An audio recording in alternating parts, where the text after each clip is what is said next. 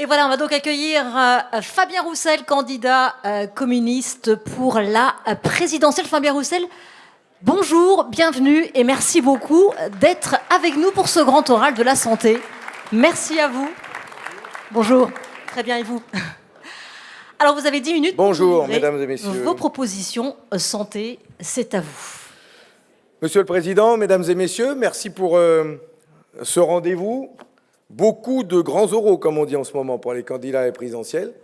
Et il y en a un en ce moment dans la rue, c'est le grand oral du monde du travail. Ils sont en train de manifester pour les salaires, pour les retraites, et il y a dedans les personnels soignants. Je vous remercie en tout cas de cette invitation, de cette initiative. La situation de l'hôpital public, comme celle des établissements médico-sociaux, est dans toutes les têtes aujourd'hui. C'est la principale préoccupation de nos concitoyens, ça a été dit par Frédéric Dabi avant. La population a pris conscience des difficultés, particulièrement lors de l'épidémie de Covid-19. Mais vous le savez mieux que moi, la crise de l'hôpital, elle s'est construite depuis très longtemps et bien avant l'épidémie. L'hôpital subit une double crise. D'abord, une crise liée aux politiques d'économie, les politiques d'austérité depuis de nombreuses années. Manque de moyens financiers, manque de personnel dans tous les secteurs, vision comptable de la santé, de l'hôpital public, manque de reconnaissance des personnels, maltraitance dans les établissements pour les personnes âgées, pas dans tous, mais elles existent. Et puis aussi une seconde crise liée à l'adaptation nécessaire aux évolutions de la science et des techniques, aux besoins des habitants, aux évolutions aussi liées à l'allongement de la durée de la vie, aux risques épidémiologiques, on les a vus ces 2 dernières années. Et c'est donc d'abord un message d'espoir, un message positif que je voudrais porter ici. Oui, l'hôpital n'est pas une entreprise qui doit être soumise aux lois du marché, une entreprise obnubilée par les règles absurdes d'une recherche de productivité inhumaine, obnubilée par la recherche d'actes rémunérateurs. La santé ne doit pas être une charge pour le pays. Au contraire, elle est un facteur de développement global, social, humain, mais aussi économique, car c'est l'être humain qui produit les richesses et une population bien soignée, c'est la condition du progrès général. C'est la raison pour laquelle il faut changer le regard et le raisonnement vis-à-vis de l'hôpital public. Nous avons tous besoin de lui. Nous devons donc le soigner avec une politique nouvelle. Il a besoin d'une grande loi de refondation. D'abord, le principal financeur de l'hôpital doit lui-même être repensé. Je pense bien sûr à l'assurance maladie. Si l'assurance maladie n'est pas financée à la hauteur des besoins de la population, elle ne pourra pas soutenir l'hôpital public. Et pour lui assurer les ressources, afin d'arriver à ce que j'appelle le 100% Sécu, c'est-à-dire la prise en charge totale des frais médicaux, pour toutes et pour tous, et dans tous les territoires, il faut la remettre en état de fonctionner. Rétablir les cotisations, voire les augmenter, arrêter les exonérations patronales, augmenter les salaires, développer l'emploi, augmenter les salaires avec cotisation, faire participer les revenus financiers des entreprises au financement de l'assurance maladie et bien sûr aussi la démocratiser. C'est sur cette base que nous pourrions avancer. Vous le savez bien, ceux qui proposent les baisses de cotisations sociales quand ils parlent d'augmentation des salaires sapent la base des ressources de l'hôpital. Et ceux qui font des promesses sans organiser le financement ne sont pas crédibles. Ensuite, des mesures financières doivent être mises en place. Est-il normal que l'État prélève une taxe sur les salaires qui pénalise les embauches hospitalières dont nous avons tant besoin? Est-il normal que l'État ne rembourse pas la TVA, ce qui freine l'investissement et les achats indispensables? Ces 2 mesures qui ne coûteraient rien à la sécurité sociale dégageraient immédiatement plus de 10% de marge de manœuvre pour le budget hospitalier. C'est énorme. Et je suis sûr que vous en feriez bon usage. L'État, aujourd'hui, prélève plus d'argent sur l'hôpital public qu'il ne lui en apporte. C'est énorme, quand même. Quant aux charges financières, toujours plus importantes dans le budget hospitalier, liées aux investissements passés, elles sont un véritable fardeau pour des budgets qui n'ont pas été conçus pour cela. Aussi, je propose que les 30 milliards d'euros cumulés de dettes par vos établissements fassent l'objet d'une reprise totale par l'État, et tout de suite. Cette dette peut être refinancé par la Banque centrale européenne dans le cadre de prêts à très bas taux et de long terme. Enfin, je soutiens votre demande d'un remboursement des frais liés à l'épidémie de Covid-19, qui, par la baisse de recettes et l'augmentation des dépenses, a creusé un nouveau déficit hospitalier supplémentaire, estimé à 1,7 milliard d'euros. Au total, sur cette base financière assainie, un avenir nouveau pour l'hôpital public pourrait être redéfini. Les problèmes pourraient être traités, les fermetures de services, voire d'hôpitaux entiers, ne seront plus à l'ordre du jour. C'est bien la raison pour laquelle je mettrai aussi immédiatement en place un moratoire sur toutes les fermetures et fusions et de services hospitaliers, mais aussi d'hôpitaux de proximité, de maternités, de services d'urgence. L'hôpital de proximité doit être préservé. Concernant les personnels, il est indispensable d'améliorer leurs conditions de travail. Il faut qu'ils se sentent bien, qu'elles se sentent bien à l'hôpital. Il est nécessaire de reconstituer le travail en équipe. Ils doivent travailler dans le respect de leur éthique. Ça paraît plein de bon sens, mais ce n'est pas forcément ce que ressentent les soignants. Le besoin d'embauche est urgent. Les salaires doivent être augmentés. Je propose l'embauche de 100 000 personnels soignants hospitaliers sur 3 ans. Il conviendra donc de repenser les formations initiales, donner les moyens aux écoles et universités pour réussir cette politique de recrutement, j'y reviendrai peut-être pendant les questions que nous aurons, et prévoir des possibilités de promotion par la validation d'expériences acquises. La reconnaissance des personnels passe par cela, le besoin de formation continue est aussi crucial, et le Ségur de la santé, nous le voyons bien, ne répond pas à ces objectifs. Concernant la gouvernance des hôpitaux et plus globalement des politiques de santé, il faut franchir un cap. Je veux la démocratie sanitaire et pouvoir la mettre en œuvre réellement. Je veux mettre en place, c'est la proposition que je fais, des conseils territoriaux de santé pour pouvoir déterminer et couvrir les besoins de populations de 60 à 70 000 habitants. Travailler ensemble, réunissant les élus locaux, les personnels de santé, avec des pouvoirs de décision permettant de définir ensemble les besoins et d'y mettre les moyens en face. Pour l'hôpital public, il est important pour nous, nécessaire, de rétablir les conseils d'administration tels qu'ils existaient avant. Et c'est même l'histoire de notre pays, puisqu'ils ont été créés en même temps que les communes, au lendemain de la Révolution française, afin de déterminer au plus près du terrain les politiques de santé publique à travers ces hôpitaux. Là aussi, l'hôpital, par cela, doit sortir du modèle de l'entreprise. L'hôpital ne peut rester isolé, il doit s'intégrer dans une politique locale d'accès aux soins. Il faut décloisonner les parcours de soins. Et pour la question des urgences, je suis pour remettre sur la table l'obligation de garde pour les médecins généralistes comme pour les chirurgiens, les anesthésistes et réanimateurs du privé.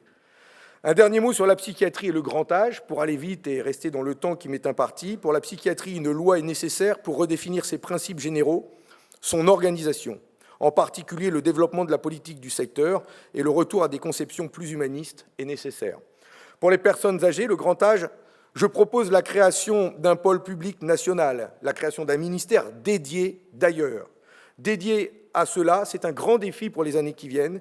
Le secteur à but lucratif doit être chassé définitivement de ce qu'il considère comme un marché et qui a été dénoncé d'ailleurs dans un livre. Il est inadmissible, scandaleux qu'encore dans notre pays, on puisse considérer comme un but lucratif le soin de s'occuper de nos personnes âgées en situation d'autonomie. Il faut définitivement y mettre un terme. Un système couvrant l'ensemble du secteur, tant en établissement qu'en ambulatoire, doit être mis en place avec des règles communes de financement, d'encadrement, de formation des personnels, d'éthique et de respect de la dignité de chacun. Je propose le recrutement, comme le demandent d'ailleurs les représentants des salariés, le recrutement de 300 000 emplois pour répondre aux normes européennes. Un salarié pour un résident en 3 ans. Voilà, mesdames et messieurs, en quelques mots et en 8-9 minutes, ce que je voulais vous apporter comme précision sur le programme que nous proposons dans le cadre des Jours heureux pour la France. Merci beaucoup Fabien Roussel. Et on va donc passer à présent aux questions des professionnels de santé, questions qui ont été réalisées par Sciences Po Lille, par vidéo. On va tout de suite regarder la première question.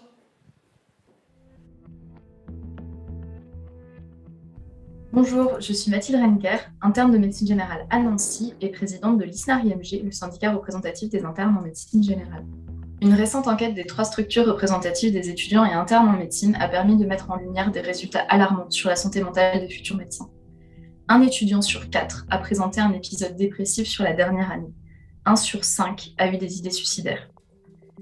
Les causes sont multiples. L'une des plus importantes concerne les conditions de travail. 70% des internes déclarent travailler plus de 48 heures par semaine, selon une récente enquête du ministère. Les études de médecine sont longues et difficiles. La diminution drastique du numerus clausus dans les années 90 se fait durement ressentir sur la démographie médicale et sur notre formation, rajoutant une charge de travail très importante à des jeunes médecins déjà épuisés. Dans ce contexte, les perspectives d'avenir peuvent être effrayantes.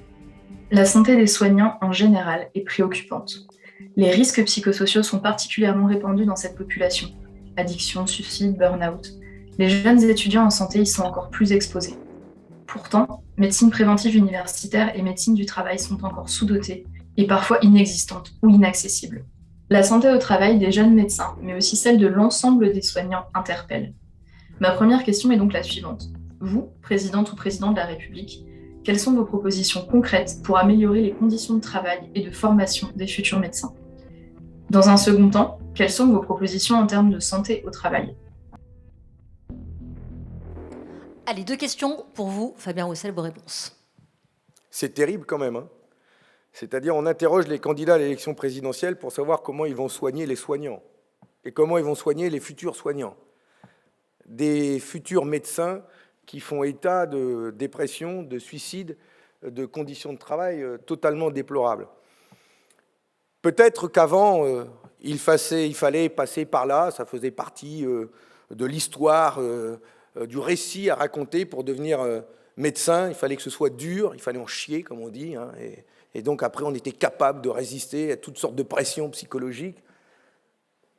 Mais peut-être qu'il faut changer d'époque aussi. Peut-être qu'il faut respecter un peu plus l'être humain, y compris dans l'apprentissage, dans l'éducation. Et d'ailleurs, on le voit aujourd'hui, des jeunes médecins qui sortent de l'école après 12 ans d'études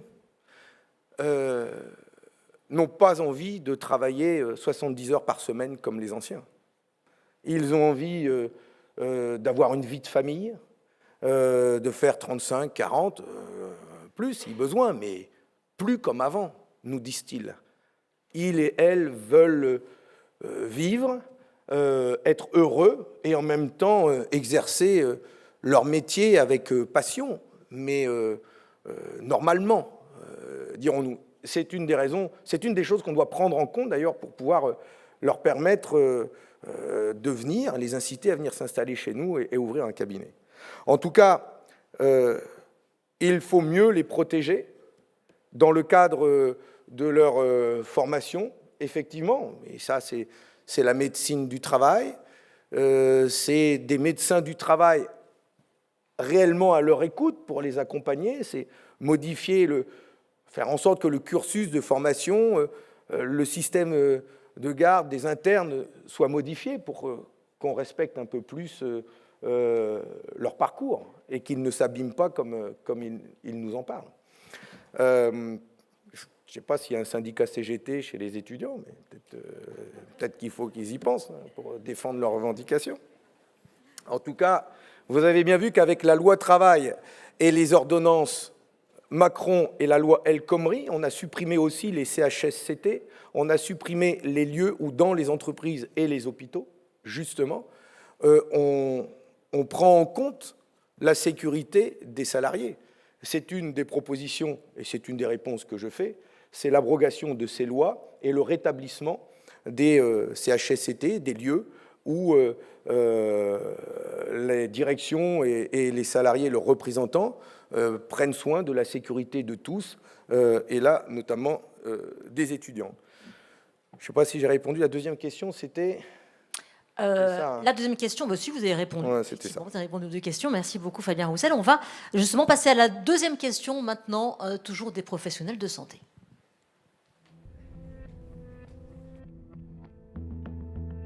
Jocelyne Labouret, directrice générale de 2 associations d'aide et de soins à domicile, AIMV et UNA 43 dans la Loire et la Haute-Loire. Nous accompagnons au quotidien des personnes âgées en situation de fragilité. Pendant la pandémie, nous avons été un rempart aux hospitalisations et à l'isolement. Aujourd'hui, nous évoluons dans un contexte contraint. Des difficultés de financement croissantes qui nous fragilisent, un accès aux prestations inégal par département, un manque d'attractivité et de reconnaissance de nos métiers. 2/3 des structures du réseau UNA indiquent que des postes ouverts restent vacants. La France va bientôt être confrontée au mur du vieillissement. 80% des Français plébiscitent le domicile pour y vieillir. Pourtant, notre pays ne garantit pas à tous un accès équitable sur les territoires à une prise en charge à domicile de qualité avec les moyens suffisants. Le montant de l'APA varie du simple au double d'un département à l'autre. Cela oblige certains services à compresser les coûts au détriment de la qualité de la prestation. Faute d'attractivité des métiers, 50% des structures UNA ont dû réduire ou interrompre des prestations. Notre branche est en danger, une situation intenable pour nos usagers et nos salariés. Nous ne pouvons plus nous contenter de mesures rustines. Que proposez-vous concrètement pour garantir un accès équitable aux services à toute personne âgée en perte d'autonomie, tout en rendant les métiers attractifs? Avec quels moyens financiers pour la branche autonomie et dans quel délai? Voilà vos réponses, Fabien Roussel. Bon, c'est un sujet qui est au cœur de l'actualité. D'abord, 2-3 précisions sur quelques questions qui sont posées. Nous exigeons, nous, que l'État rétablisse son engagement financier au moins à ce qui est prévu par la loi, c'est-à-dire 50% de la dépense contre environ 30% globalement aujourd'hui. Et nous disons aussi que les conseils départementaux doivent mettre fin à la liberté tarifaire qui autorise les structures à facturer au-delà du tarif défini par le département, ce qui crée des inégalités. Il faut que l'État reprenne la main sur cette politique en direction des personnes âgées dépendantes et qu'il y ait un véritable service public lié à l'allongement de la durée de la vie et notamment à la prise en compte de l'autonomie. C'est ce que j'ai dit dans mon propos liminaire. La création d'un service public et un ministère dédié pour le mettre en place. À chaque élection présidentielle, il y a cette promesse qui est faite de dire qu'enfin on va prendre en compte le défi de l'allongement de la durée de la vie. Sauf qu'à force de ne pas y répondre, l'allongement de la durée de la vie, elle est là, et aujourd'hui, elle n'est toujours pas prise en compte. Et donc, nous devons véritablement y mettre les moyens. Et si à chaque fois, les présidents de la République ou les candidats l'ont promis, mais ne l'ont pas mis en œuvre, c'est parce qu'à chaque fois, ça bute sur la question des moyens. Parce que ça coûte. C'est un investissement. Si on n'y met pas l'argent en face, et l'argent public en face, qui paye? Ou c'est les marchés, les marchés financiers, le privé qui le prend en compte, ou c'est la personne? Et bien souvent, c'est les deux. Et donc, il y a besoin d'y mettre les moyens en face. Si vous avez des candidats à l'élection présidentielle, qui sont venus d'ailleurs ici avant moi, et qui, dans leurs propos, vous ont parlé de la réduction de la dépense publique, voilà les gros mots, moi, que je dénonce et que je ne veux plus entendre. Parce que la réduction de la dépense publique, c'est dire on va baisser le budget de l'État, on va comprimer les dépenses, on va continuer à faire des économies. C'est des politiques d'austérité. Moi, je veux augmenter la dépense publique, je veux augmenter le budget de l'État, je veux augmenter le budget de la sécurité sociale. Sinon, nous ne répondrons pas aux moyens qu'il faut mettre en œuvre pour prendre en compte l'allongement de la durée de la vie. L'allongement de la durée de la vie. La prise en charge de l'autonomie et de la dépendance des personnes âgées. C'est un budget estimé par nous entre 6 à 9 milliards d'euros par an d'engagement supplémentaire pour que ce soit réellement pris en charge et pour que ça ne pèse pas sur le budget des Français, des personnes concernées, et qu'il y ait véritablement une égalité des citoyens face à l'allongement de la durée de la vie. Et donc, ce budget de 6 à 8, 9 milliards d'euros, il faut le mettre sur la table. Nous proposons, nous, que ce soit pris en partie par le budget de l'État et par la protection sociale, par la sécurité sociale. Nous disons, oui, il faut envisager d'augmenter les cotisations sociales, et notamment pour le financement de l'allongement de la durée de la vie, la prise en charge de l'autonomie, augmenter la cotisation employeur. C'est ce que les députés, sénateurs et sénatrices communistes ont proposé dans les différents textes de loi et amendements que nous avons défendus dans le cadre du projet de loi de financement de la sécurité sociale, le fameux PLFSS qui arrive tous les ans à l'Assemblée nationale, et à chaque fois nous avons dit ça. Il n'y a pas d'autre moyen pour financer cette prise en charge de la dépendance et de l'autonomie que de créer les conditions réelles de son financement par un vrai service public et donc par l'augmentation des cotisations. Et je pense que si on présente à chaque Français, à l'occasion d'une élection présidentielle, où chacun dit son mot quand même par son bulletin de vote, et qu'on lui dit « Est-ce que vous êtes prêt? Est-ce qu'il y a une cotisation sociale plus élevée ?» Et d'ailleurs, nous, on propose que ce soit la part employeur, pas la part salarié, et que ça coûte 5-10 euros de plus par mois, mais vous avez la garantie, la sécurité que demain, vous serez pris en charge par des établissements publics où vous serez bien accompagné et bien traité. Je pense que c'est un vrai débat que l'on doit avoir en toute franchise avec les Français sur cette question-là. En tout cas, moi, je le pose de cette manière. Allez, il nous reste 9 minutes 30, plus ou moins, pour terminer ce grand oral avec vous. Il y a plusieurs questions qui sont posées dans la salle, et notamment celle-ci, vous y avez déjà un peu répondu. Faut-il maintenir un secteur lucratif dans la santé? C'est une question qui revient souvent. En ce qui concerne, en tout cas, l'autonomie des personnes âgées, non. Définitivement, non. Ça ne veut pas dire que tout doit être régi dans le cadre d'un service public pur ou sous la direction des hôpitaux publics, parce qu'il peut y avoir, et il y a aujourd'hui des associations, des mutuelles même, qui s'investissent dans ce domaine et qui remplissent leur mission. À partir du moment où il n'y a pas de bénéfices pour des actionnaires dont l'objectif est de gagner de l'argent sur le dos de chacun d'entre nous. Enfin, quand même, le scandale des EHPAD privés, que ce soit Orpea ou Corian, enfin, Orpea, c'est un fonds de pension canadien qui vient faire les poches de nos anciens pour payer les retraites des Canadiens. Ils n'ont qu'à mettre en place la sécurité sociale là-bas, hein. Et puis, ils ne nous feront pas nos poches. Non, mais ça va bien, quoi, à un moment donné. Donc, l'État, il est là pour dire, stop, on protège les anciens. Et il n'y a pas de fonds de pension canadien, américain, BlackRock et compagnie qui va venir ici se faire du beurre sur les épinards de nos retraités. Non, voilà. Donc, c'est terminé. Et à un moment donné, il faut dire, stop, ça ne marche plus comme ça. Et donc, nous avons besoin de fixer des règles claires pour que les Français se sentent protégés. Et d'ailleurs, dire public, tout public, et ça va t'aller, comme on dit chez moi, c'est pas non plus garanti, parce que des fois, le service public n'est pas la garantie que ça fonctionne à 100%, parce qu'on fait aussi des cures d'austérité dans les services publics. Et donc c'est, oui, il ne faut plus de but lucratif, mais en plus, il faut mettre des moyens pour que le service public soit efficace, que les politiques de santé publique répondent à leurs besoins. Quand nous proposons, nous, l'embauche de 100 000 soignants ou 300 000 pour la prise en charge de la dépendance et de l'autonomie, c'est pour véritablement donner des moyens à nos services publics. Parce que si on ne fait pas ça, et on dit c'est le service public qui doit tout prendre en charge, ça ne marchera pas. C'est faux. Donc il faut aussi donner des moyens. Donc j'en ai parlé tout à l'heure sur le budget des hôpitaux publics, mais ce plan de formation, il est indispensable pour pouvoir répondre aux besoins, remettre de l'humain dans la santé publique, remettre des liens humains. C'est tellement indispensable. C'est pour ça que la proposition que nous faisons d'embauche, en fait, c'est une proposition de pré-recrutement et de formation sur 5 ans.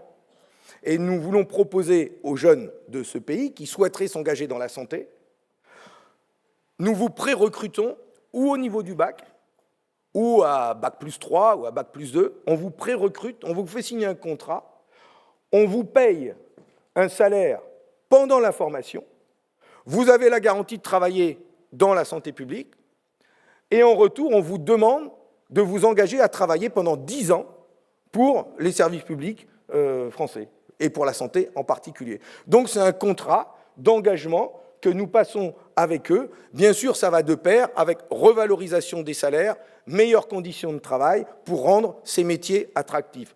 revalorisation du travail, meilleures conditions de travail et surtout pas allongement de l'âge de départ en retraite. Les soignants doivent partir à 55 ans ou à 60 ans. Une autre question dans la salle, Fabien Roussel. Que comptez-vous faire pour inciter les Français à boire moins? On imagine que c'est une allusion à ce que vous avez dit sur le bon vin. Est-ce que vous comptez augmenter les taxes, par exemple? Bon, d'abord, il faut boire beaucoup d'eau minérale, tous les jours, au moins 1 litre, surtout quand on a des calculs. Et donc, c'est très important. Et dans des bouteilles en verre, s'il vous plaît, parce que c'est important pour l'économie. Il faut bien sûr boire et manger sainement. Forcément, je ne vais pas vous dire l'inverse, je suis devant la fédération hospitalière. Et il faut faire attention à la nourriture et aux boissons. Mais je vois bien où vous voulez venir. Nous avons en France un art de vivre, un art de la gastronomie auquel je tiens, et je tiens à ce que tout le monde et tous les Français puissent y avoir droit. Si c'est un art, eh bien, tout le monde a le droit au bon comme au beau. Et c'est ça que je défends. Parce que ceux qui souffrent le plus de la malbouffe et qui ensuite se retrouvent à l'hôpital pour des maladies cardiovasculaires, d'hypertension ou compagnie, c'est justement ceux qui n'ont pas accès à la bonne bouffe, ceux qui ne peuvent pas manger sainement des produits et produits localement, mais cuisinés de belle manière, sans que ça porte atteinte forcément à la santé. Bien sûr qu'on peut se permettre de temps en temps, mais heureusement, un verre de vin, une bonne bière, une bonne entrecôte, une bonne frite, c'est pas moi qui vais vous dire le contraire quand même. J'en mange régulièrement, regardez, je suis en pleine forme. Mais pas de trop, manger moins de viande, je le dis, il faut en manger 3 fois par semaine, 4 fois par semaine. Moi-même, j'ai réduit ma consommation, je me l'applique. Mais en manger de la bonne, de la locale et bien cuisinée. Et d'ailleurs, dans cet esprit, j'ai proposé un fonds de 10 milliards d'euros pour aider les maires, les départements et les régions à investir dans des cantines scolaires pour qu'on puisse produire dans chaque école des plats faits maison avec des produits du terroir, produits sainement, pour former nos enfants au bon, au bio, au local, aux produits de saison, aux viandes françaises, aux légumes d'ici. Il faut les former, ça passe par l'école. Et je finirai par une dernière chose. Ce qui manque le plus, justement, quand on parle de gastronomie, du goût, de cette culture qui est la nôtre, c'est cette éducation, et donc je pense à nos enfants, et c'est celle de la prévention, c'est celle de la médecine du travail. Dans ma région, s'il y a un taux de cancer aussi élevé dans ma région, nous sommes la région des Hauts-de-France où le taux de mortalité lié au cancer est un des plus élevés de France, et notamment dans le Valenciennois où je vis. Les médecins, les cancérologues qui travaillent là-dessus me le disent. C'est parce qu'il n'y a pas de politique de prévention suffisante, il n'y a pas de dépistage suffisant. Et quand la personne atteinte d'un cancer arrive pour des symptômes particulièrement aigus, il est bien souvent trop tard pour les soigner. Et souvent, c'est lié à une hygiène de vie qui n'est pas bonne. Et donc, ça passe et par l'éducation et par la prévention. Et donc, c'est tout cela que je veux mettre dans mon projet pour la France des jours heureux, c'est aussi pouvoir manger sain, manger à sa faim et préserver notre art de vivre à la française. Allez, une dernière question à présent de la salle. Vous évoquez toujours les personnels de santé dans vos propos, très rarement les médecins. Que prévoyez-vous pour eux si vous êtes élu? Mais les médecins, on les adore tellement à Saint-Amand-les-Eaux qu'il y a 8 ans, on nous a annoncé que 6 à 8 médecins allaient partir à la retraite. Et c'est normal, ils y ont droit, d'ailleurs. Et je la défends. Et on a travaillé avec eux sur le meilleur moyen de pouvoir participer à leur remplacement et faire en sorte que dans ma commune du Nord, de 16 000 habitants, on puisse avoir encore des médecins généralistes et ne pas devenir un désert médical. Et donc nous avons travaillé avec les médecins, prendre en compte leurs souhaits d'aujourd'hui. Et c'est comme ça que j'ai pu vous parler de ce que j'entends de leur part. Nous avons réussi aujourd'hui à faire venir 4 jeunes médecins à Saint-Amand-les-Eaux. On a mis en place, avec les médecins, un système qui permet d'accompagner les médecins dans leur installation, en leur finançant, mais ça se fait beaucoup, le secrétariat, l'administratif, tout ça. C'est la ville de Saint-Amand qui le prend en charge. Nous les avons installés dans l'hôpital public de Saint-Amand-les-Eaux, où ils ont un lieu dédié, où ils reçoivent leur patientèle. Et pendant 3 ans, ils sont installés dans cet hôpital, ils ne payent pas de loyer. Et ils ont aussi une tutelle exercée par les anciens qui sont là pour les entourer et répondre à leurs questions en cas de besoin. Et nous avons été voir ces futurs jeunes médecins dans leur dernière année d'études pour leur présenter notre ville. Et nous avons bien sûr misé sur le fait que dans notre ville, il y a des services publics, il y a une politique culturelle, une politique sportive, les plus belles écoles qui existent, pour aussi inciter ces médecins à venir fonder leur famille et vivre chez nous. Ce qui veut dire que l'attractivité d'une ville est aussi importante. Ce que je souhaite, en vous disant tout ça, ce que je souhaite dire aux médecins, c'est qu'aujourd'hui, les médecins qui veulent se lancer dans la profession, il faut entendre leur aspiration à exercer leur métier différemment d'avant, des anciens. Il faut entendre ces aspirations-là et les accompagner. Et quand j'ai rencontré le président de la République pour un échange qu'on devait avoir sur d'autres choses, vous imaginez, je lui ai raconté cette histoire que nous avons vécue à Saint-Amand-les-Eaux. Et ça nous coûte, à la ville de Saint-Amand-les-Eaux, ça nous coûte, c'est un investissement, encore une fois, 20 000 € par an, 9 000 € par médecin exactement, d'installation, pour les accompagner dans cette démarche. C'est franchement beaucoup moins cher que ces maisons de santé que les ARS nous invitent à faire, qui coûtent une blinde aux communes, qui coûtent une blinde aux dépenses publiques, aux dépenses de l'État. Ça coûte cher. Et je trouve qu'on pourrait faire beaucoup plus simplement en respectant les médecins dans leur choix d'installation et en créant le meilleur environnement autour d'eux. J'ai donc pu dire au président de la République que j'étais, moi, beaucoup plus soucieux de la dépense publique que lui, parce que lui, son projet, je trouve qu'il coûte excessivement cher. Voilà. Merci beaucoup, Fabien Roussel, d'être venu devant ce grand oral de la santé. Merci à vous.